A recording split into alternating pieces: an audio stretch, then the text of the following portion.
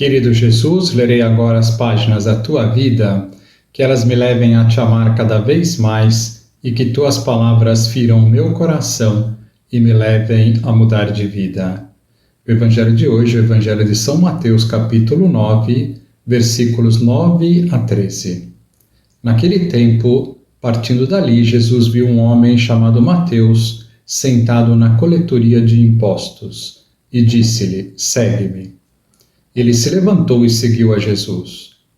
Enquanto Jesus estava à mesa em casa de Mateus, vieram muitos cobradores de impostos e pecadores e sentaram-se à mesa com Jesus e seus discípulos. Alguns fariseus viram isso e perguntaram aos discípulos: por que vosso mestre come com os cobradores de impostos e pecadores? Jesus ouviu a pergunta e respondeu: aqueles que têm saúde não precisam de médico, mas sim os doentes. Aprendei, pois, o que significa quero misericórdia e não sacrifício. De fato, eu não vim para chamar os justos, mas os pecadores. Palavra da salvação. Glória a vós, Senhor. Vamos olhar para Jesus. Novamente vemos uma cena na vida de Jesus onde os doutores da lei pensam mal de nosso Senhor. Aliás, não devia haver muita gente que cairia nas graças dos seus olhares orgulhosos. Ficamos de falar hoje de como olhar e julgar o próximo como Jesus, que é justo, mas cheio de bondade. Em primeiro lugar, é preciso fazer o que Jesus indicou numa ocasião. Por que olhas o cisco que está no olho do teu irmão e não vês a trave que está no teu?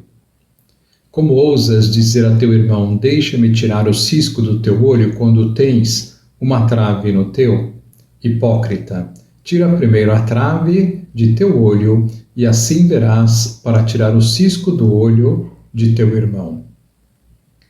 Só podemos olhar bem para os outros purificando nossos olhos pela humildade, reconhecendo também que somos pecadores.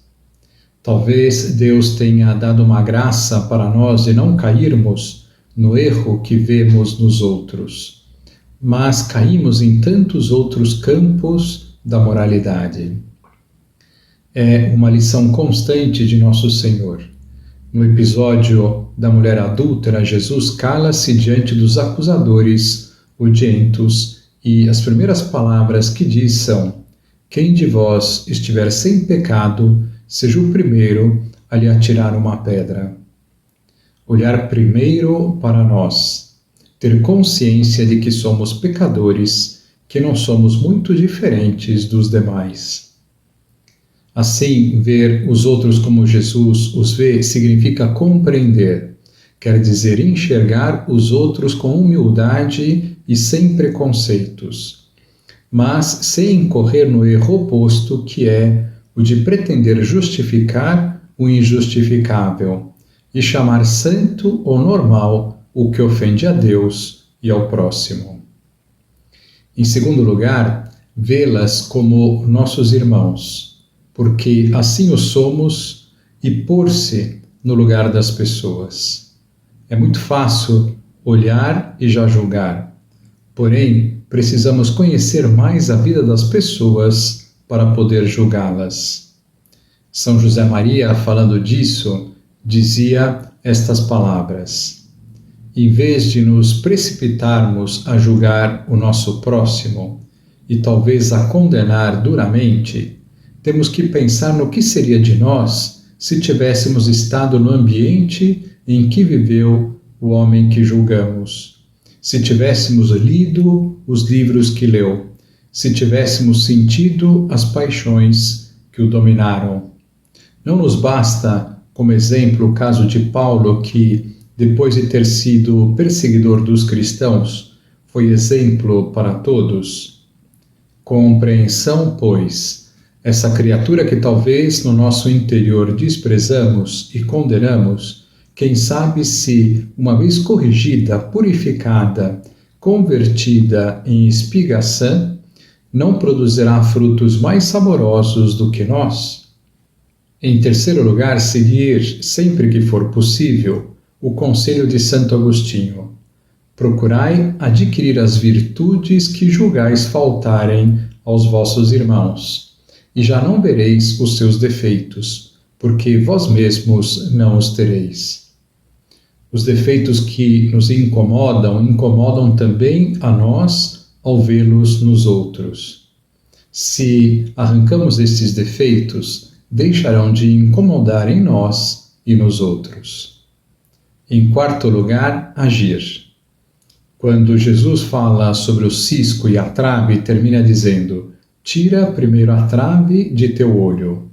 Ou seja, faça algo, e assim verás para tirar o cisco do olho de teu irmão.